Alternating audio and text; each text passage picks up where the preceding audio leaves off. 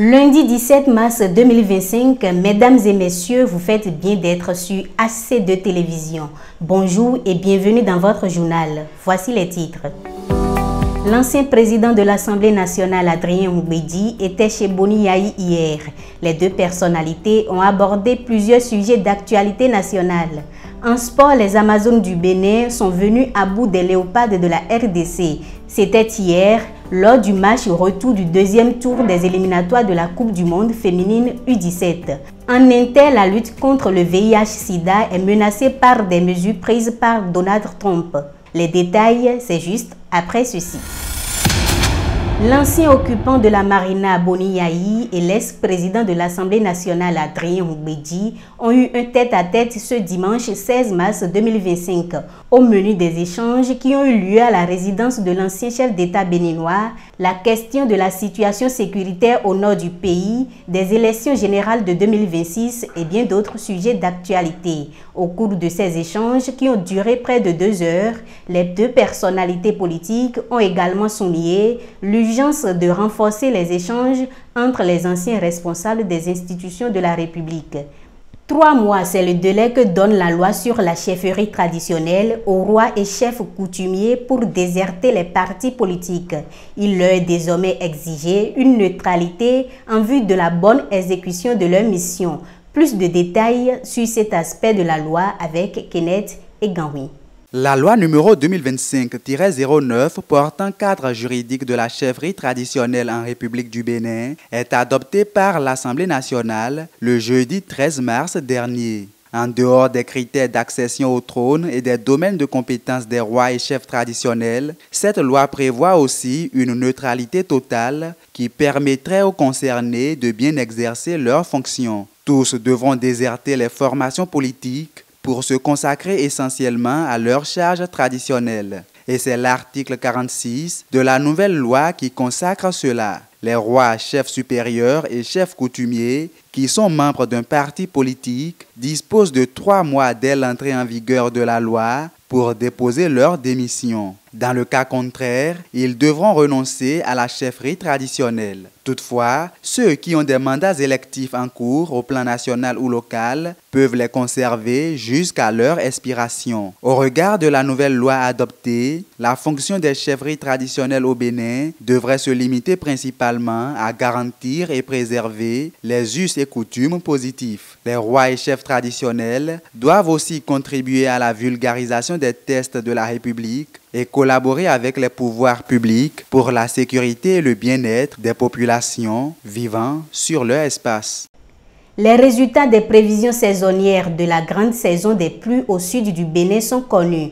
L'Agence nationale de la météorologie et l'Agence nationale de la protection civile ont rendu public un document, le bulletin des prévisions météorologiques de la grande saison des pluies 2025 au sud du Bénin. D'après ce bulletin publié sur le site Météo Bénin, la grande saison pluvieuse dans les localités du sud du pays débutera entre le 26 mars et le 10 avril et se terminera entre le 18 juillet et le 7 août 2025.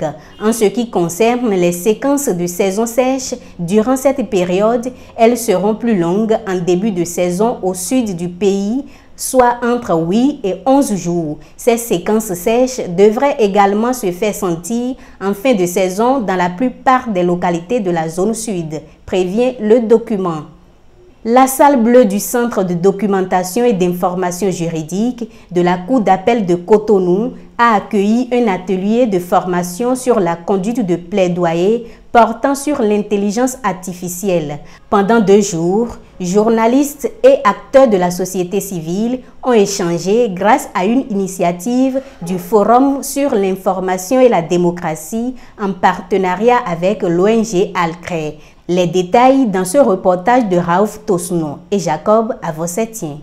Dans la salle bleue du Centre de documentation et d'information juridique de la Cour d'appel de Cotonou, journalistes et acteurs de la société civile se sont réunis pour un atelier de formation sur la conduite de plaidoyer en rapport avec l'intelligence artificielle. Une initiative du Forum sur l'information et la démocratie en collaboration avec l'ONG Alcré. Cet atelier, prévu pour durer 2 jours, prendra fin ce vendredi. Le directeur exécutif de l'ONG Alcrer, Martin Viutu Asogba, a ouvert la séance en expliquant les objectifs de cette formation.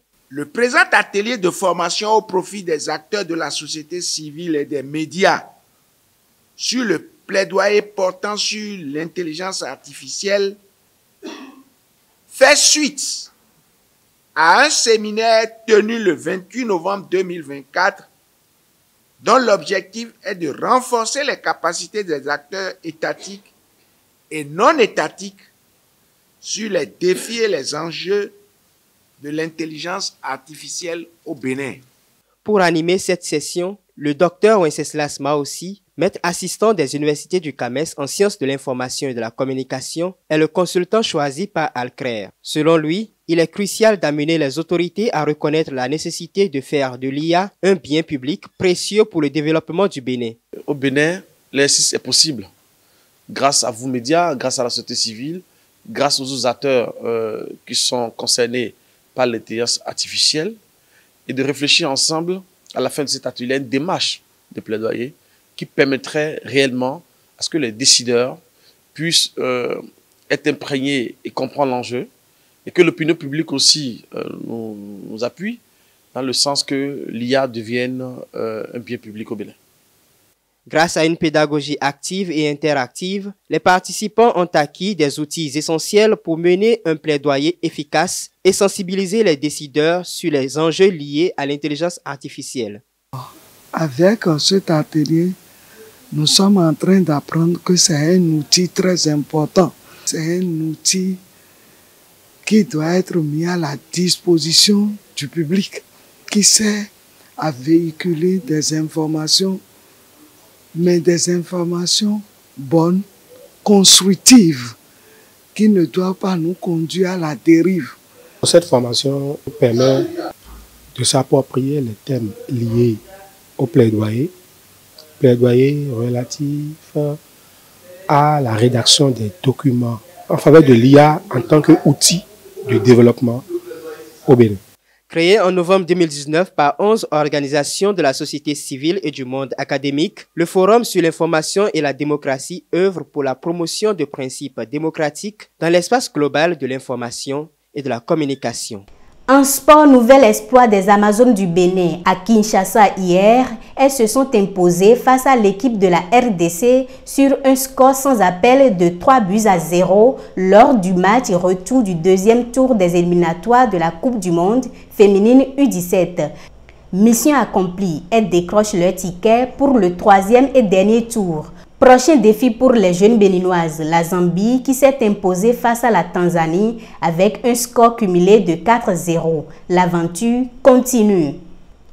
En Espagne, c'est une semaine catastrophique pour l'Atlético de Madrid. Après leur éliminatoire mercredi dernier face au Real Madrid, en Ligue des Champions, les hommes de Diego Simeone ont fait hier un faux pas dans la course au titre en Liga espagnole. Ils se sont inclinés 4-2 face au FC Barcelone en Liga alors qu'ils menaient 2-0 jusqu'à la 77e minute. Une semaine de cauchemar pour les rouges et blancs. L'Atlético de Madrid se positionne 3e avec 4 points de retard derrière le Real Madrid, 2e et le FC Barcelone, 1er. À l'international, les avancées majeures contre le VIH-Sida sont en danger. Entre coupes budgétaires et attaques contre la communauté scientifique menées par l'administration Trump, des programmes essentiels vacillent. Prévention, dépistage, accès au traitement, des millions de vues sont en jeu. La menace d'un retour en force du virus inquiète les experts. Il s'agit là d'une crise silencieuse aux conséquences mondiales.